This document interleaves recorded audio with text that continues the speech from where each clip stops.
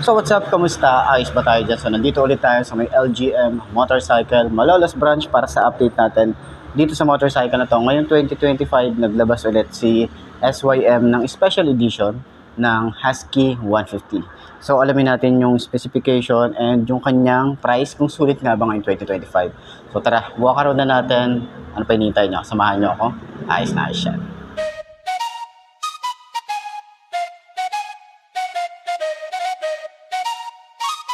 Let's go. I got big dreams, I'ma do big things. Yeah, you see me on the big screen looking so clean. I don't move slow, I move fast, right past anybody taking life for granted, yeah, that's too bad. I'd be grateful for everything that I have. You only got this life, you don't get it back. Make the most of it, become the best that I can. Everybody look at me, I got a plan. You gotta work hard, play hard, do it from the start. Cause how you do anything is everything is art. Stay consistent and do it every day. Don't let fatigue get in your way. Cause 10% of something is better than nothing. You better do something if you wanna be something. I can feel my stomach rumbling, I'm hungry. Big things coming, I ain't bluffing, yeah. No, I don't wanna stay the same, yeah. So I keep pushing through the pain, yeah. That's the only way to make a change, yeah. So I fight every day and train, yeah. It'll all be worth it. One day it'll all be worth it. So I keep pushing through the pain, yeah. That's the only way to make a change, yeah.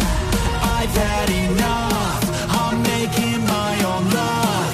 Adrenaline, my drug, I'm sick of feeling stuck.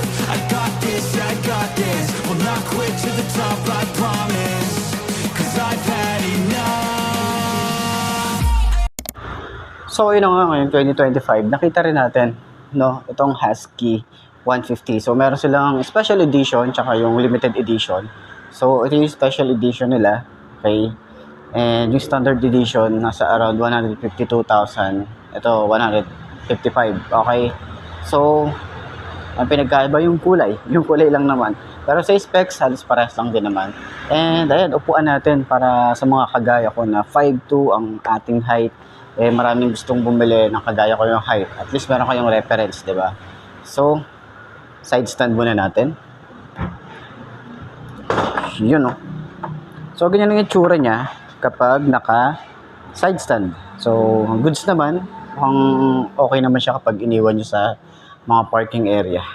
So 5'2" ang ating height. Yun, no? Itsura natin dito. Ganito ang itsura natin kapag nagre-rides. Ayan, meron tayong standard position, meron tayong cruiser position. So maluwag yung ating upuan. And so sa OBR, goods din, maluwag din. Ayan. Tapos napaka-komportable lang niya kasi naka-upright position lang din tayo rito.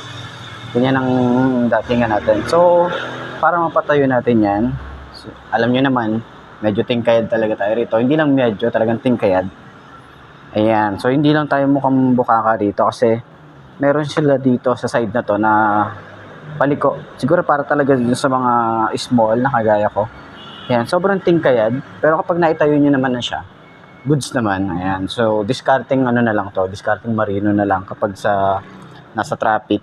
Ayan, ganito position natin. Okay, so sa shock niya, wow, ganda ng shock, lambot. So may tumatama lang yung remote niya. So sa shock sa likod, hindi ko masyadong abot. Kasi nandito tayo sa dulo ng upuan. Pero ang lambot ng upuan, maganda to sa sa mga long ride. Ayan, kahit sa short ride, pakalambot ng ano na. Ang ganda sa puwet. So ito yung mga mga hindi agad masasaktan yung puwet natin kahit i-long ride natin. Turning radius sobrang lawak niyan. Ayan, sobrang lawak. Magaan na siya kapag magaan na siya kapag naitatayo na natin. So nakapag-rides na rin naman tayo nito, na-try na natin yung kanyang power last time dun sa may Mitsubishi Pulilan. Ayan, nakapag-test ride, short ride lang naman.